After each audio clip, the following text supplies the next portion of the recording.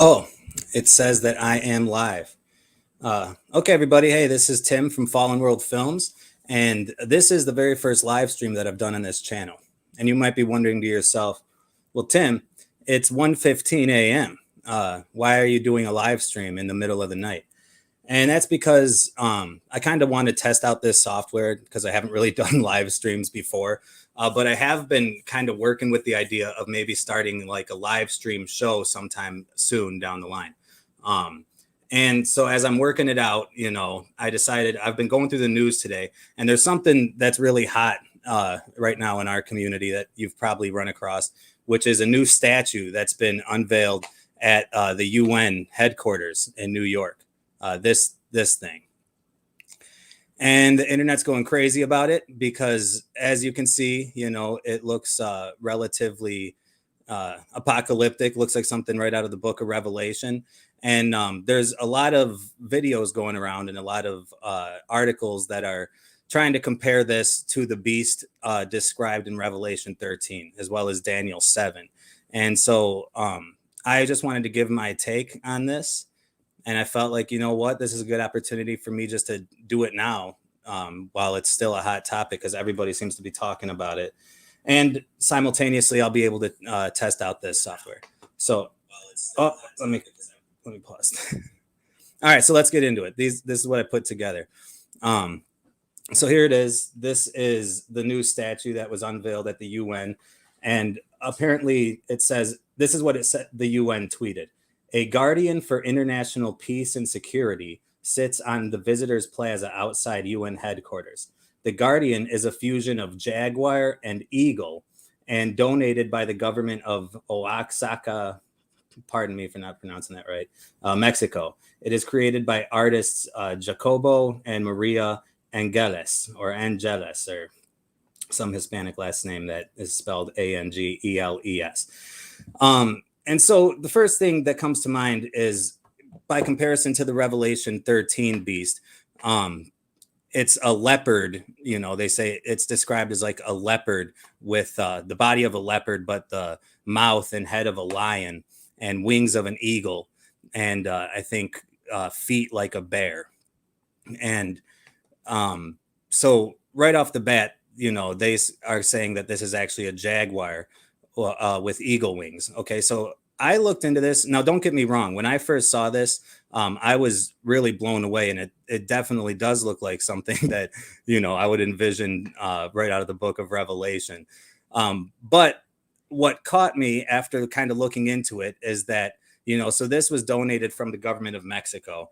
And I looked into it a little bit, and in ancient Aztec culture, the warrior class was in fact broken down into two sides that they called the Jaguar warriors and the Eagle warriors.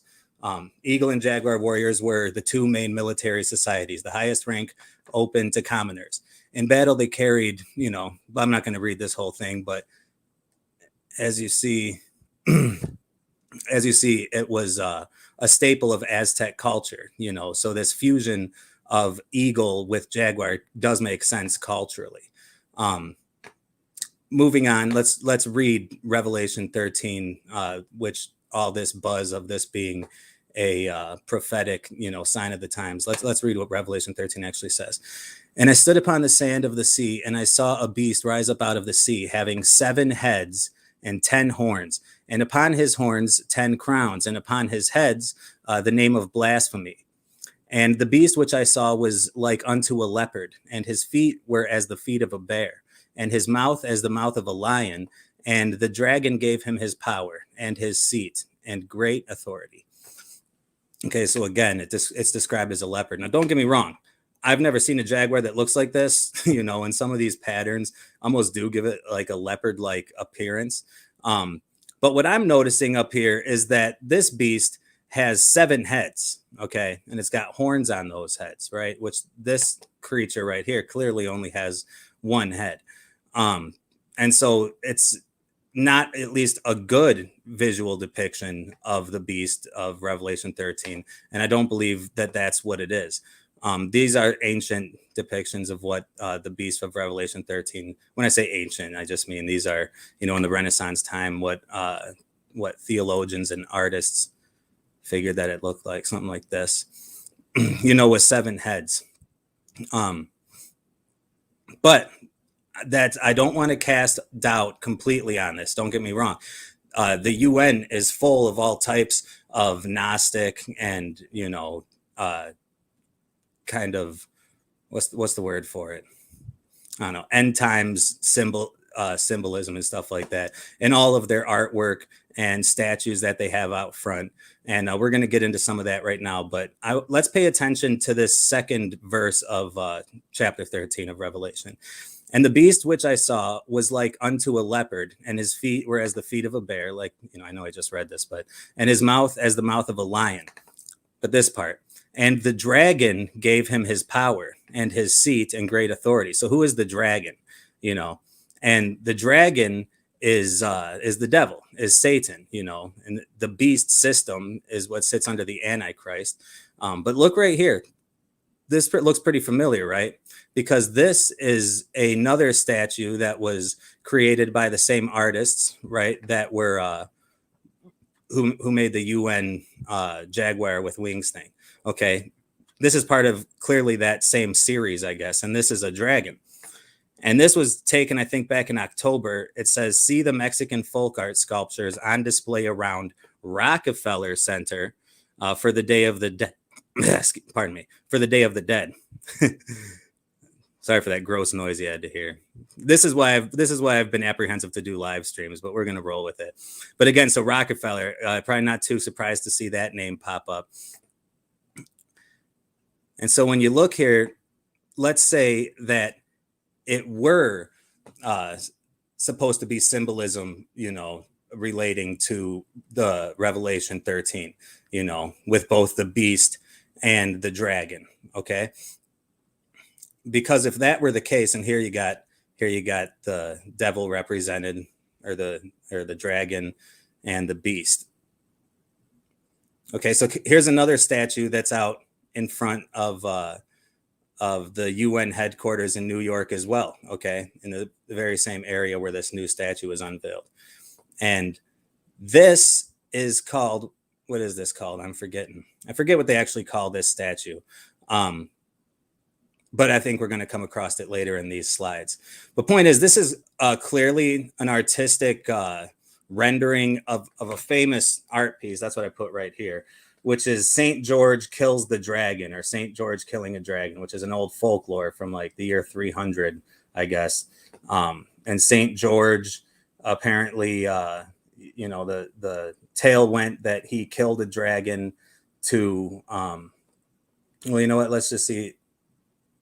He killed a dragon, and somehow that was used to encourage and lead his nation into Christianity. Okay, this is called Good Defeats Evil. So that's the name of it. But anyways, let's see what, this is the United Nations website, and this is a section of the site that talks about the gifts that they get from these other countries. Just like I said, with this so-called beast statue, that was a gift from the Mexican government. This was, I guess, a gift from a Russian painter and sculptor, Zirab, last name I won't try to pronounce. The sculpture commemorates the 1987 signing of the Treaty of the Elimination of Intermediate Range and Shorter Range Nuclear Missiles. And in this celebration of the 45th session of the General Assembly, created as a monument to peace, and you're going to see that as a common theme running throughout this. The sculpture is composed of parts of actual United States and Soviet missiles. Okay, the work depicts an allegorical St. George, right, one arm raised as he drives a lance through a double-headed dragon. Same dragon, I'm not going to get into it. The dragon in the sculpture is not the mythological beast of the early Christian tradition, so it's not actually St. George slaying the dragon. Okay, according to the UN, as it says right here, it is not the mythological beast of the early Christian tradition, but the specter of nuclear war vanquished by the historic treaties between the Soviet Union and the United States. Accordingly, the dragon is shown lying amid the broken pieces of Soviet SS-20 and US Pershing missiles. Actual fragments of these weapons have been used in the sculpture. Okay. And so what this is actually depicting, you know, and the reason that the UN is displaying it is because, again, of course, it's through the civilization, you know, and through the sophistication that, you know, these, you know, groups like the UN and all these globalist efforts have brought us. You know, it's an allegory for we've defeated the dragon being the old world, you know.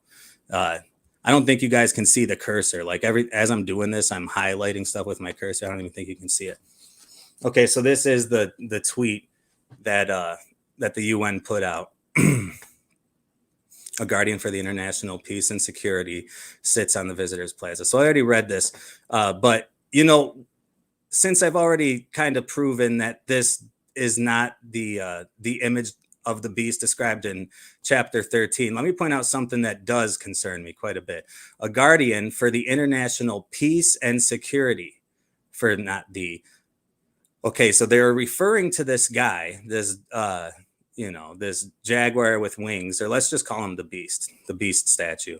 But they're referring to this beast statue. His name here is a guardian for international peace and security. And when I say peace and security, does anything come to your mind as Christians? Let's look at this. This is 1 Thessalonians chapter 5, just starting in chapter 1. But of the times and the seasons, brethren, ye have no need that I write unto you. For yourselves know perfectly that the day of the Lord so cometh as a thief in the night. For when they shall say peace and safety, peace and security. For when they shall say peace and safety, then sudden destruction cometh upon them, as travail upon women with child, and they shall not escape. Okay? When they say peace and safety, sudden destruction cometh upon them. And then this sucker right here is the guardian for international peace and security. Here's another statue out in front of the UN headquarters. Can't read what it says up here because of my logo placement. Don't matter too much. The female equestrian sculpture leading the world to peace. There you go again. Always leading the world to peace. You know, so it is there. Okay, was cast in bronze in Zagreb in 1954, and its 33 feet high pedestal. 33. Note that 33 feet high pedestal was made of marble from the Croatian island of Brač. It was then transported by ship. I'm gonna skip past this. Carrying an olive branch in one hand, and as you can see, it almost looks like their hand itself is an olive branch, and a globe in the other. So there you go, a globe, with the cloak fluttering on her back, and on a horse in a stance suggesting a powerful forward movement. She is symbolically leading the nations of the world towards peace. You know, and so instead of God's kingdom on earth, it's man leading the world to peace. You know, and the Bible has a lot to say about this, but let's move on. Here's the big famous mural that sits behind, I guess, like the main conference center in the UN. I gotta take a drink. I've seen this thing like a million times. Without ever looking at it up close. But you know, it's such a prominent sight, you know, when they're meeting in front of it. But never really looked at it up close until I started looking at these pictures for this. And when you look at this mural, which again is just so prominently displayed right in the center of, I don't know if it's the main, it's one of the big commonly used conference centers at the UN. And you look at this thing, and it depicts a really interesting scene where you have what looks in the background, you know, like all these moments of civilized society, you know, being expressed in different ways, you know, partying and working and shopping. And then underneath, you have these people that literally look like they're crawling out of hell, you know, from an underworld of sorts, you know. And you can see these people in the civilized area are pulling them up, you know, and they're helping them. You even got a little drummer boy there since it's close to Christmas. Okay. And then you got this machine over here. I don't know if I'd call it a machine, but why did I even say machine? It's some kind of stone sculpture or something, but it's got the dragon, right? The dragon's got the sword. And then above it, it's got, you know, this strange looking bird that kind of reminds me of the bird that's on that 1988 cover of The Economist that says, "Get ready for a new world currency." But you know what? I didn't put that clip in here, so I'm not going to go on about that. And over here, you got more people climbing out of what looks like the underworld and going into this civilized world, right? And then in all the little frames, it's pretty much stuff like that. Look at this guy holding up the UN flag as they celebrate the peace, you know. And then you got these people of all these different cultures all just living together in harmony, you know. And so this is clearly down here. This is like the old world. I don't know what this thing is in the middle apart. It looks like a dragon wrapped around a sword. But it's definitely getting me vibes like this is hell. This is the old world. And I'm pretty sure that what this is, I mean, you can even tell by them waving the UN flag, you know, this is supposed to represent the idea that the United Nations, you know, and through the efforts of secret societies and think tanks, you know, and the elites and these globalists and all these institutions and organizations, through their efforts, you know, they will eventually manage to create a peaceful utopia, you know, here on Earth. And all the antiquated ways of our ancestors, you know, and what the Bible says and all that, those are these people down here in this dark world, you know. You got soldiers and people living in it. And so that's the UN that's pulling us up out of this, you know. And it's a really, you know, deified kind of, you know, religious sort of angle slant on the UN here. And I put over here, you know, it says the mural symbolizes the changes which the world will undergo because of the efforts of the UN, like I just described, and of mankind in general to achieve peace, equality, and freedom. So that's that big old mural in the back. Here's another really big prominent painting in the UN headquarters. This slide didn't turn out quite like I thought it did. There we go. What this is the mural painting Titans, okay, by Lumen Martin Winter, which commemorates the United Nations World Youth Assembly. The mural, which measures 8 feet by 18 feet, is oil pigments on linen canvas and has been installed on the 3rd floor of the General Assembly building. Based on the colors of the light spectrum representing the basic colors and creeds of all nations, the painting depicts 5 giants representing the 5 continents moving the world out of darkness into light. The technique is the artist's own pointillist style, more like the dots and dashes of a television screen or the light rays of a computer than those of Surratt. Winter chose light and color as a basic element of visual form. So you know what? I spent all that time reading that, and I apparently put the wrong text in here. So I'm just going to tell you. You know what? That might be what this says. Can we read it? Tell me it's on there. No. So Titans obviously means giants. I don't want to pull this up on my phone and have too much dead air. But what's going on right here is, and you could fact check me on this if you want. Again, the painting at the UN, it's called Titans. But these 5 big guys you're seeing are 5 giants, right? And they represent the 5 nations. Oh yeah, it does say that 5 giants representing the 5 nations. So when you think about these giants, then look over at this. This is apparently a mural on the ceiling, okay, somewhere in the UN headquarters. And I'm not going to lie, it's a cool looking painting to be on the ceiling. Like, if you could imagine looking up and seeing this, because the perspective is as if you're looking up and you got these 1, 2, 3, 4, 5 giants, you know, all doing their same thing, but it's the same thing going on between both of these, right? Giants. A view of the ceiling mural in the Palace's Nations Council chamber. This mural, which is the work of Jose Maria Sert, I guess, symbolizes solidarity between the 5 continents and international brotherhood.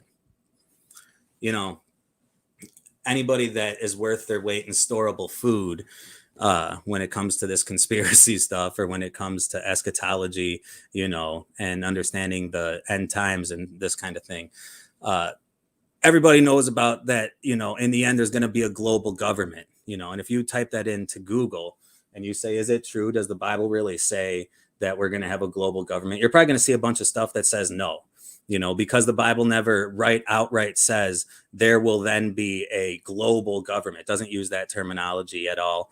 And it doesn't really expound on it in terms of the government, nor does it say there will be a one world currency. It doesn't use those words. Now, what the Bible does say and go on and on about is that when the Antichrist takes his throne, and is empowered through the dragon, like to be the Antichrist, the false Messiah, who is going to, lead the world through tribulation and just completely control and dominate every aspect of people's lives. It's going to be terrible. This Antichrist, the Bible describes, is essentially going to be a dictator over the whole world, and the Bible couldn't be more clear that every nation will be bowing and worshiping this beast and will all be subjected to the same system. Okay, so that is the same thing as a global government, right? Also, the global currency, which you hear Christian truthers go on and on a lot about, and you see people with contentions against this, digital currency and all that. Well, that's based on the same premise, in that case, it's because, the mark of the beast, right, that everybody's going to have to take in their right hand or forehead in order to be able to buy or trade or sell anything. Well, that again, by the premise, if the Antichrist is ruling over the whole world, then it will be a global currency. So that was a little bit of a rabbit trail, but I want to explain that to people that don't understand. Well, we want to talk about giants, right? Now, this is what concerns me. Have you guys seen this? You want to talk about giants, right? These 5 giants. It's all about titans. The Bible has a lot to say about giants and the Nephilim, right? Well, look at this. Okay. This is not a real physical object yet. Okay. But what you're looking at is what is being proposed to be a real giant hologram robot thing. Okay. That can take on the likeness of anybody. Right? You can have your Beyonce. You can have a giant Spider-Man. It says right here, the giant. A giant shape-shifting statue that talks could be coming to Phoenix. Here's what we know. The giant is a 10-story sculpture. Okay, it's 10 stories high. Could you imagine watching a 10-story tall Beyonce perform on Grand Ave? What about John Lennon or Van Buren or a much larger than life Larry Fitzgerald near State Farm Stadium? The possibilities are endless if a European group's plans come together. A company in Ireland is hoping to bring the world's tallest moving statue to 21 cities in 2021, including Phoenix. Called the Giant, it's a programmable moving statue that's 10 stories tall and covered with millions of LED pixels that allow it to take on the form of any person, even Spider-Man. According to a press release, the giant's arms and head can move in multiple directions and would change shape every hour as crowds gather below. The giant can take on any image. The giant can take on any image. So you could even find yourself featured. Sorry. You could even find yourself featured. Talk about the ultimate selfie. The statue can also sing and speak. Okay. Now, I'm not saying that this big giant hologram robot LED monstrosity thing here, I'm not saying that this is necessarily a beast from Revelation, but what I am trying to point out, and we're going to actually watch something that's going to really creep you out about this, but it's just that new statue. Let's go back to number 1. Where is he? This guy, right? The thing everybody's talking about, okay, which I shot down. And like I said, this thing doesn't have 7 heads, right? The artist says that it's a jaguar, not a leopard, right? The artists are Mexican. This was a gift to the UN. Traditionally speaking, a government will give something to the UN that relates to the culture of that government. And as I proved to you, the Aztec culture does in fact have, jaguars and eagles are significant. It does make sense that they would make this. But with all that said, because I'm not sitting here debunking anything, because with all that said, I still do think that this actually has occultic, esoteric, and kind of end times implications with what I pointed out before about the dragon and how this relates. And I wanted to show you some of this stuff, you know, because you never get the full picture when it comes to art and when it comes to suggestions, you know, or subliminal messages or whatever you want to call this stuff. You don't get the whole picture, you know, but when you see stuff like this, right? And when you start to see themes repeating themselves over and over, well, then it starts to paint a broader picture. Now, there's something I want to show you guys. Oh, I got Million Mile Club. Well, hey, Tim, what's going on, Million Mile Club? Who do I got here? Is it Swamp Rat or is it Murphy's Law? I gotta know. I don't know if you've been hanging out, listening to all this stuff. I'm glad I got at least one viewer. For anybody that's going to watch this later, which is going to be the vast majority of people, since again it's like 1:30 a.m. right now. Well, that's the thing. It's 1:30 a.m. right now. I got one guy talking to me, but it makes sense that it would be you, buddy. All right. Well, I'm waiting for you to respond. Swamp Rat. Hey, good to see you, buddy. Hey, check this out, man. Tell me what you think about this crazy thing. Let me figure out how I do this here.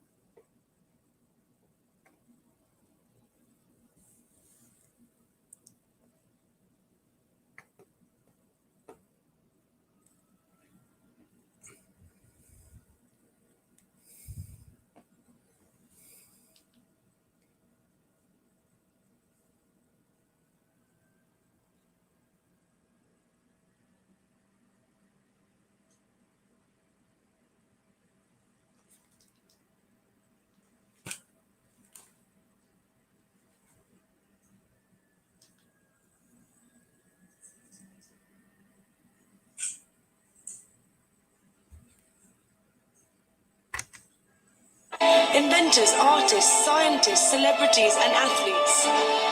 The viewing tower.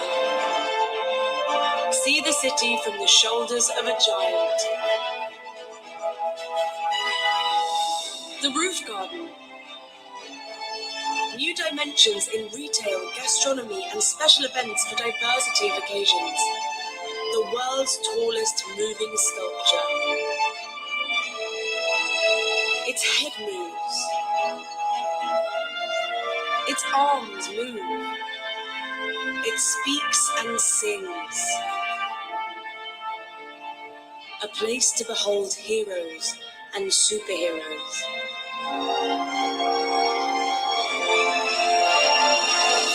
A space to celebrate the great and the good. The game changers. The icons of your city and country. Every hour, the giant transforms into an extraordinary person. From sports, science, characters, your favorite heroes, and recites poetry and words of wisdom to the crowds below. A space to celebrate the great and the good. The great men and women who have made this world a better place to live in.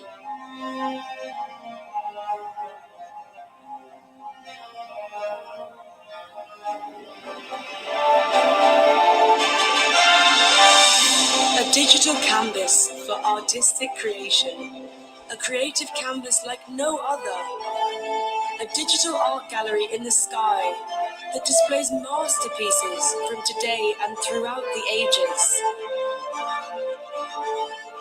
The giant brings artists together from throughout the world. A beacon for brand celebration. A new eye-catching platform for businesses to reach customers in a novel and memorable way.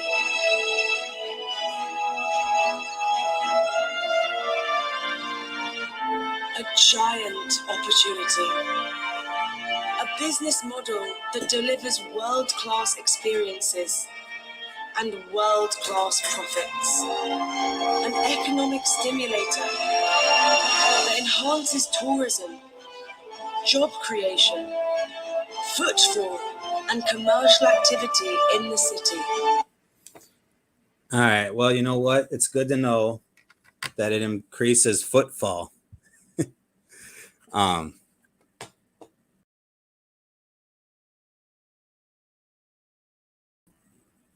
Okay. So yeah, when it comes to, the things that are being constructed in the hands of men, or these statues, these cryptic, seemingly satanic and occultic, Gnostic, ancient Babylonian mystery school based and themed statues and artwork and symbolism that we see all over the place. And when you combine that with the technology that we're now on the brink of, and I'm talking about the metaverse, and look at my part 2 of the Chipped documentary. It was crazy when this metaverse thing came out. I was like, and it's not like I predicted anything. Anybody could have predicted that. Absolutely anybody could have predicted that. It was obviously just the way that things were going as far as like living in this virtual world. But when you combine that to, oh yeah, and Million Miles Club says statues to the god Burning Man. And it does kind of remind me of Burning Man too. But yeah, these statues to the gods are literally, I didn't make any slides of this, but it wasn't long ago when the Church of Satan was going to war with, I think it was Oklahoma, or I can't remember the state. I think it probably happened in numerous states, states that still had the 10 Commandments, statues or monuments to the 10 Commandments on any type of government land. And, so the Church of Satan came in there and they put up their statues of the Baphomets, and I remember back then, like back when that first started, I don't know, maybe it was like 2014, 15 or so. And I just had this like weird feeling in my gut, like that soon we would start being surrounded with, satanic imagery in the same way that in the past we were surrounded by, dare I say Christian imagery, because I'm not one for worshiping idols or anything like that, and it's really the Catholic influence where most of these so-called Christian themed monuments come from. But you get the point. Those are all being torn down, all these historical monuments that represent, historical American patriots and figures are being torn down. Well, meanwhile, we have all these, either downright satanic statues going up, of Baphomets, ridiculously politically slanted statues going up like George Floyd, and then this thing, and things like the stuff I've shown you at the UN. And frankly, I'm going to make another video at some point. Just like there is just so much content when it comes to the weird artwork and statues, and sculptures that are associated with, places like the UN, or CERN, with their Shiva out front, or the Vatican. I got to make a whole video just about that. But my point just being, you know what? There's one more thing I actually wanted to say before I end this. I was just going to say my point. Let me finish the point I was going to say. And this is another reason, by the way, I hesitate to do live streams. My wife is probably sighing under her breath because, I'm a pretty scatterbrained kind of guy. But it usually works in my favor, and because I end up having all types of cool ideas that work out good creatively, but specifically when I'm able to edit them together. So me stuttering around is something you're going to have to deal with on these live streams. So I was just about to end it, and I was going to summarize everything I just said, just to say, I gave you my take on that new statue, and just to make the larger point that this technology that's coming in, I think that as far as calling a man-made thing the beast, I think that our concern should be more in the cyber realm, and I think this is the best way to prove that. And I meant to show this before. So consider that big giant that you just saw, and they said that they could put your face on there and it could sing and it could talk, and think about it in Revelation. Again, it's Revelation 13, where the beast would be able to talk. And take a look at this. If I can figure out how to do it. Okay, we're gonna go back here. I'm gonna go here. Yeah.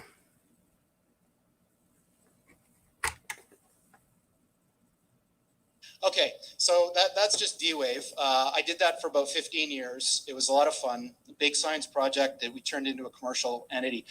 That was a warm-up for Kindred. So Kindred is much, much, much more ambitious than D-Wave. And what Kindred is trying to do is build real AI. So what you've heard about AI is not what we mean by AI. What we mean by AI is a software system that can do literally anything that a human can do. Literally anything. And obviously, computers are better at things than people in lots of different ways. So now imagine, not only can they do everything that a human can do, but they can do everything that the best human at any task could do better than them. So imagine there was the mental Olympics of the 100-meter dash, and Usain Bolt is the fastest person. Now imagine that's some kind of a mental thing, like writing a novel or writing whatever. Imagine now that the thing is so much faster than Usain Bolt. Like, for example, it's a spaceship, yeah? It's still doing the same thing, but it's doing it so much better because we're limited, because we're people. So what Kindred is trying to do is solve this problem. How do you build machines that are better than people at everything? Now, there's a mental block that we have here when we think about this. Because when you think about that, one of your questions might be, for example, what are the applications of this? So imagine this.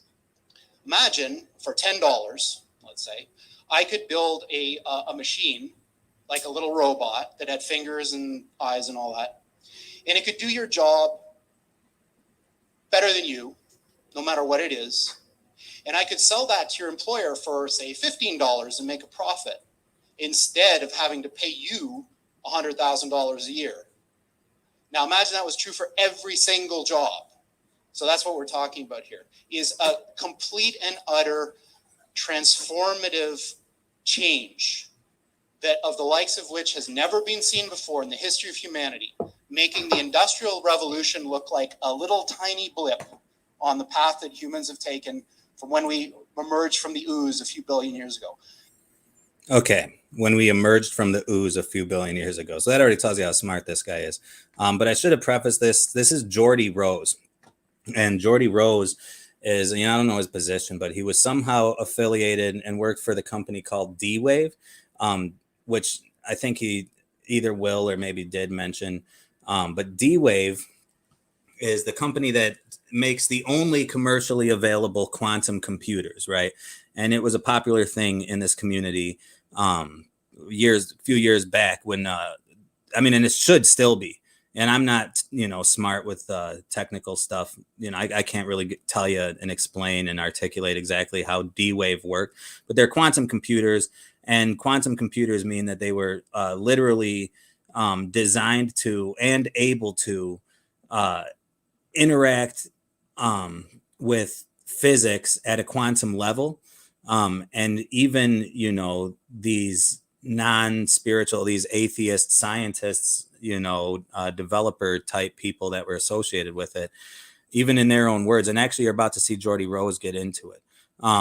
But they would describe that the quantum computing technology gave them an ability to literally, how would you word it? I guess borrow things from different dimensions, like literally to be able to, to interact with other dimensions. Okay. So that's this guy's background. Right now, he's talking on behalf of a company called Kindred.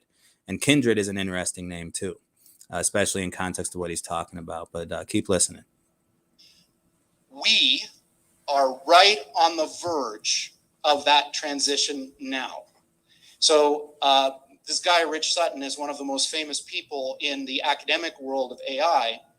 And like many, when asked, when will this happen? He says things like this. 25% chance within 13 years of this thing that I'm talking about. When you think about what you read on the news, CNN, BuzzFeed, whatever, they're all kind of the same nowadays. Think about how unimportant that thing is that you're reading if this is true. Yeah? So what is this? If this is true, the thing that he's telling us, and what is it that he's telling us is that this AI technology, that apparently he and his kin, get it for kindred, but him and his colleagues, the AI that they're developing, it's not the AI that we know. It's something different. And he's describing it like an alien, supernatural, but also superhuman, and not even technology, but force, you know. And I wanted to play this directly after that big giant, the giant, you know, the big giant robotic thing, whatever. And I want to put the idea. Man, I'm sorry. This is a terrible time to do a live stream. I keep getting these frogs in my throat. I'm sorry, guys. I'm a rookie at this. But listen, I wanted to put the idea in your mind, supposing it's not already there. But all the evidence exists. I've already covered it, you know, over and over again. There's tons of content on YouTube and just tons of information out there to prove irrefutably and beyond a shadow of a doubt. And this has been going on for a long time, that the goal, okay, and now the ability is to be able to download the human conscience, right, into like a digital data file, and then to be able to upload that into a robot, you know, or into another computer. And, you know, for these atheists that don't understand the soul and, you know, I guess one of the biggest incentives and motivations for this is life extension, which is another thing I'm going to have to make a movie about now that I'm talking about it, because there's a lot there. But that's their idea, you know, because since the body expires, you know, and that since the body perishes, but since the mind is just a brain, you know, because these people believe that all your essence is your brain, you know, then it is true. I mean, look at Elon Musk's, what did he just say? His Neuralink is coming out in 2022 now. So now we literally got the brain chips coming out next year. Just another thing, man, that Chipped movie was right on time. But yeah, so anyways, the ability exists now, right? To be able to, as you're going to continue to hear Jordy Rose talk about, but the ability, the technology already exists to be able to upload these artificially intelligent, I don't want to say self-aware, I don't know if we're at the singularity point or not, but the way that these guys describe it these days, it almost seems that we are, right? And when you combine that with the robots and stuff that they're making, which will actually be a video that's going to be coming out soon, dude, these robots, maybe that's another thing I'll look up if anybody's actually, I don't know if anyone's even on the stream right now. Just being such an amateur, I'm just looking at this YouTube video. But I don't know, depending on how long I hang out, maybe I'll show you guys some of that stuff too. But let's just get back to this. I'm sorry for chattering so much. Have to do with aliens. So Sam Harris, who I quite admire, is a very interesting guy, was reciting this parable at a TED talk that he was giving. And it goes something like this. So I am, say I'm the president of the United States. So I received this message from the heavens. So my microwave dish, my SETI dish, finally captures something. And what it says is, in 50 years or 13 years, we're coming to your planet. You got to be ready. Now, just imagine what would happen if that happened. A super intelligent alien race beamed down a message to all of us Earthlings saying, we're coming July 13th, 2030, and boy, you better be ready because the mothership is landing right on the front lawn of the White House or wherever you wanted to land on that day. The amount of resources that would be marshaled to try to figure out what to do would encompass the whole world. AI is just like that. So when this thing that I'm talking about happens, it's going to be exactly the thing that you're thinking about those super intelligent AIs. So the one thing I can tell you is they're not going to be like us. So alien means, you know, different. These things that we're building are not going to be people. They might be really smart. They might be really good at all sorts of different things, but they're not going to be like us. Take a second to just really think about what you're hearing right now. This is a representative of this company and this technology and this AI, according to him. It went from him talking about how smart this AI is. And when we think about AI, we think about the implications that AI has in like video game programming, right? Or in robotics, you know, and which I suppose is what he's talking about, you know, but artificial, like we've only been exposed to AI within the realm of entertainment, you know, and if you don't follow what this guy is saying, man, it's like it's almost like it's so surreal that you don't even, you're like, dude, is this really am I really hearing this? Right? Because it starts out, he's just talking about AI, better AI than ever. And now he's just really trying to tell us that when these creatures are here, right? Not creatures, but these robots. He's not even talking about the AI anymore. He's talking about the things that are going to embody this AI, like as if there's already some kind of plan. I'm just gonna let him finish. I got to rewind a little bit. Let him finish, and I'll finish off my point. I'm sorry. Are not going to be people. They might be really smart. They might be really good at all sorts of different things, but they're not going to be like us. They're going to be aliens. And they're going to be, I'm sorry to say, way smarter than every single person in this room in ways that we can't even comprehend. So this, of course, triggers a lot of alarm. One of the guys who talks about this is Elon, who says things like this, like, when you do this, beware, because you think, just like the guy in the stories, that when he didn't say beware, he said when you do this, we're summoning a demon. when you do this, you're going to put that little guy in a pentagram, and you're going to have your holy water out, and you're going to wave it at the thing, and by God, it's going to do exactly what you say and not one thing more, but it never works out that way. So this is an attitude that some are having, this emerging alarmism about the way this is going to go. But these words, demons, doesn't capture the essence of what's happening here. I don't know if any of you are... These words, demons, don't capture the essence of what's happening here. He's saying what's happening here as if he's just some innocent bystander to this naturally occurring phenomenon, when again, he's a representative for the company that's presenting this technology to us. And so he's pretty much, he's before we've even seen this technology in action, he's telling us, okay, it's not quite a demon that we're making. You know, we are making aliens. They're going to be way smarter than you and way better than you at everything. But you know, they're not quite demons. What is this? Turn of the century weird fiction fans, but there's this guy named H.P. Lovecraft, who's a very famous American weird fiction author. And he espoused a view which is called cosmicism. And the essence of cosmicism is cosmic indifference. So what he was saying is basically, yes, there are these massively intelligent entities out there, but they're not good, they're not evil. They just don't give a shit about you, even in the slightest. Pardon the curse word there. But I mean, not that, you know, it's no big deal, but it is 2 a.m. Listen to this part.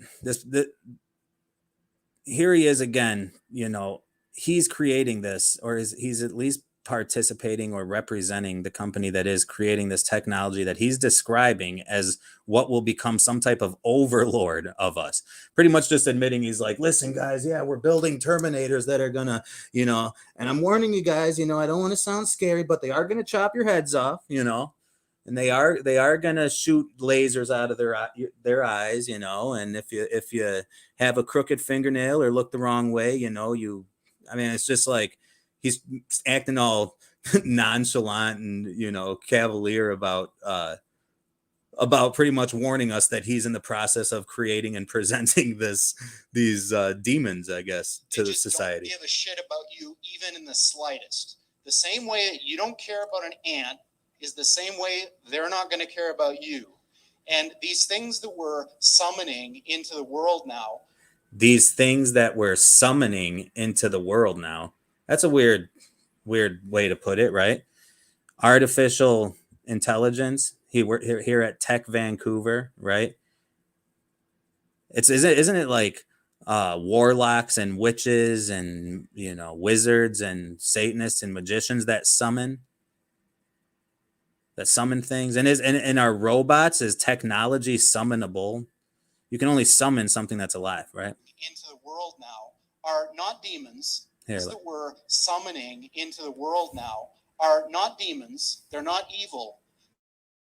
The Lovecraftian great old ones. There are entities that are not necessarily going to be aligned with what we want.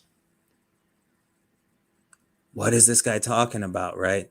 there's entities not going to be aligned with what we want. These entities, right? And again, I wish I would have lined it up, but you ought to do some look into D-Wave if you don't know what it is and if you don't understand already. But man, I'm telling you, D-Wave was and still is, which he was associated with, by the way. D-Wave, it's kind of like CERN, you know, that Major Hadron Collider.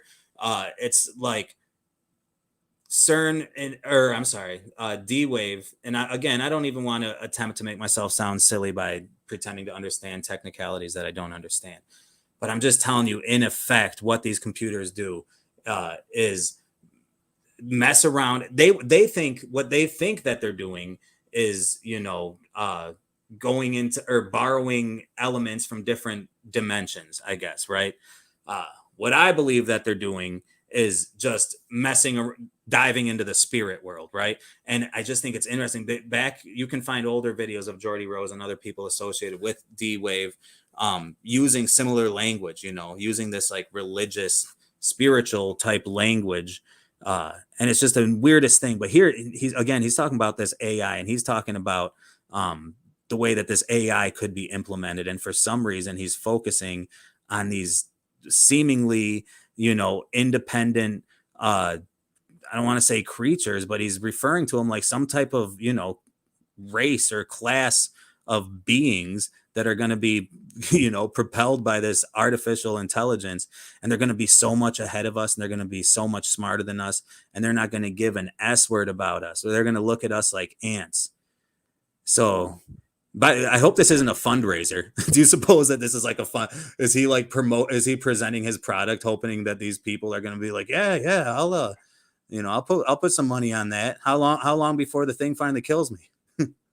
So this transition is really, really massively important for our entire species to navigate. And going back to that thing that Sam Harris was saying, nobody is paying attention. This thing is happening in the background while people bicker about politics and what's going to be in the healthcare plan in the US. And underneath it all is this rising tsunami that, if we're not careful, is going to wipe us all out. Well, that's a comforting thought if I've ever heard one.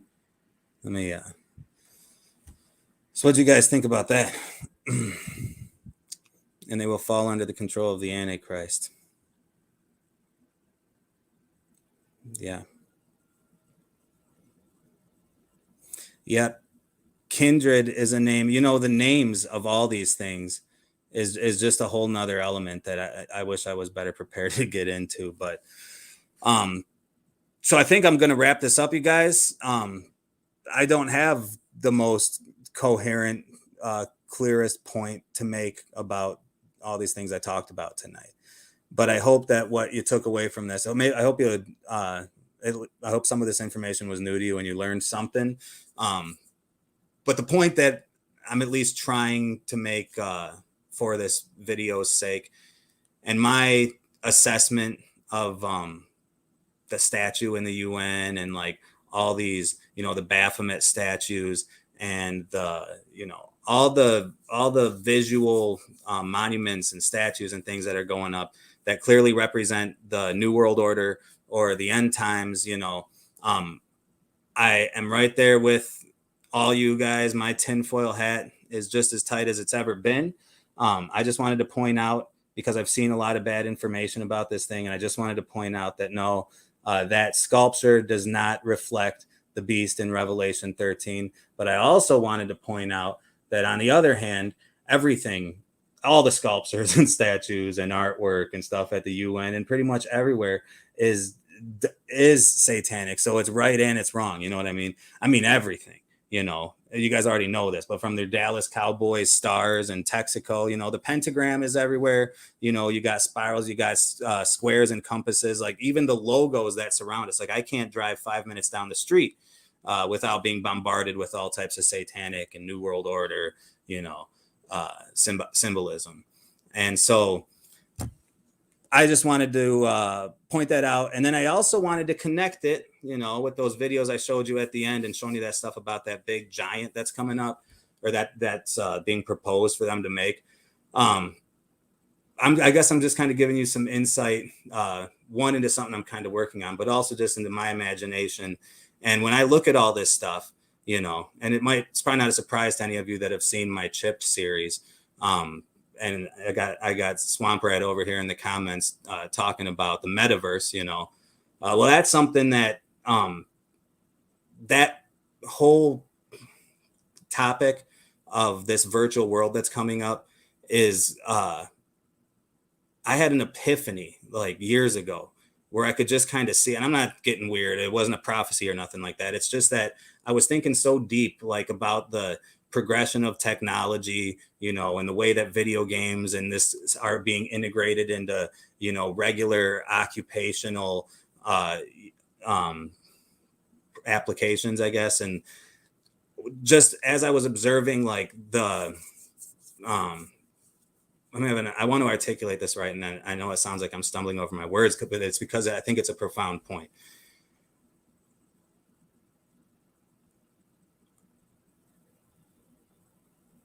I think that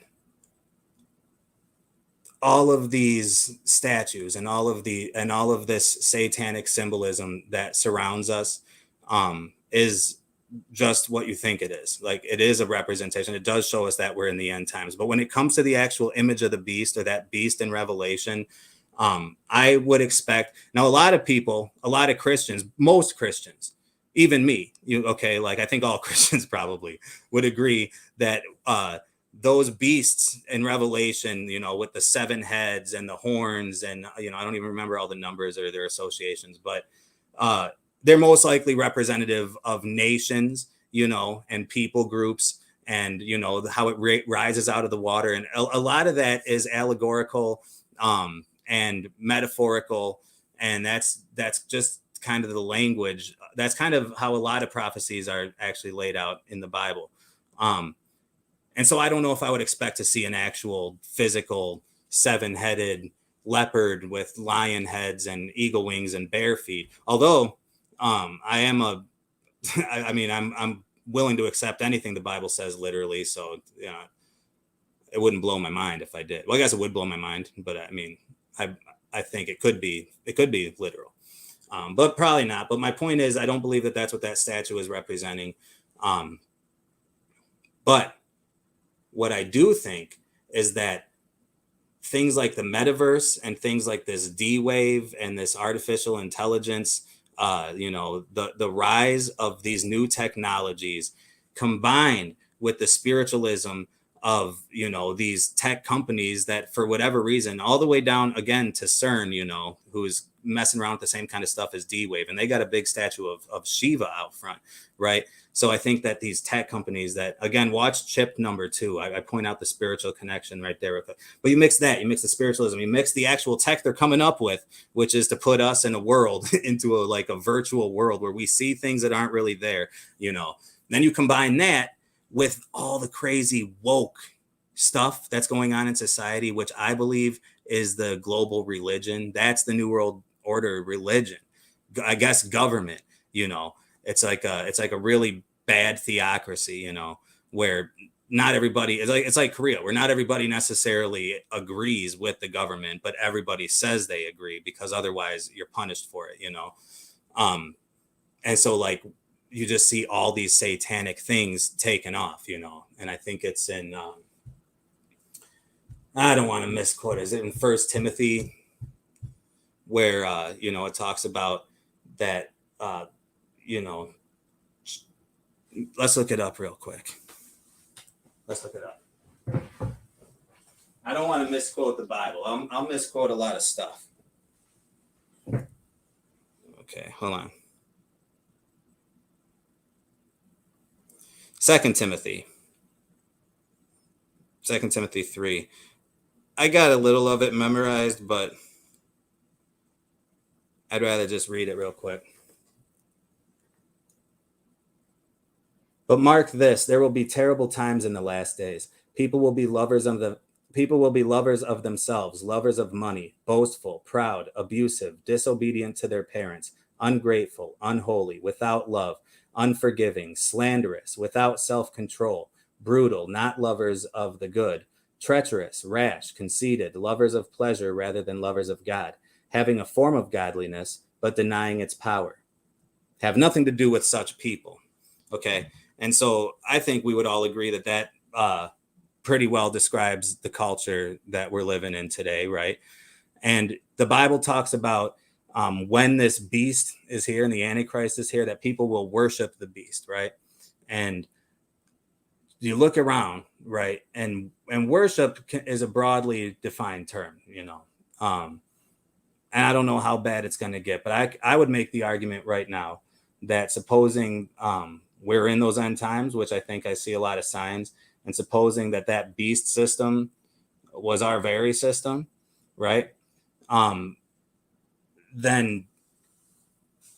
I think that the majority of society worships the beast, because the majority of society, you know, first off, anybody does that's following, you know, so just to live in sin is already kind of worshiping the beast. But I'm talking about, like, I don't know what I can say because I'm on YouTube. I'm talking about the stuff that's going on right now. And you're kind of seeing, you know what, I'm going to move on. I'm going to move on from this topic, and it's not to annoy you guys, but I know where I want to take it. And I know that this whole video is just going to get pulled. This is a conversation I might continue on BitChute. But you know what? I think that I've covered enough. I can't believe I've been on for an hour. First live stream I've ever done. Apologize for the amateurness. I know there's been a few times that I kind of got mumbled over my words and stuttered a little bit. It's just a little nervous being on a live camera. But you know what I can say? I do think that I successfully conveyed the information that I intended to convey to you guys. So if you stuck around and if you made it through all the foibles and the fumbles, then thank you. Thank you to everybody in the comments. I can't believe you guys are still with me. It's 2:17 a.m. And this was a really good test for me to kind of get the bugs out. I think I got a good hang on the software now. So you can expect for me to live stream more often, and I'll be presenting more information this way, because what's nice is while I work on these documentaries I like to make, there's just so much stuff coming out, way more than I can keep up with. And that's really what inspired me to do this. You know, from now on, it'll be at a more reasonable hour. I wanted to have a small audience just in case things were to go bad, you know, and I'll just post this tomorrow. I mean, I guess it's posted now, but I'll share it tomorrow. But you can expect to see me do more live streams, I guess, because this was enjoyable. I think it worked out good. And there's a lot of stuff that I need to cover. And like I was saying, I don't have time to make videos about it all. So this will be nice. This will give me an opportunity to jump on here, help spread the word about things I think you guys should know. And I think it's going to be a good thing. So please share this video. Thanks for hanging out. Please subscribe to the channel. Smash that like button. All right. I don't know what else to say. This is my first live stream. So I got you guys. I got you guys. I'm going to end it with my classic outro. Okay. Until next time, signing off. This is Tim from Fallen World Films.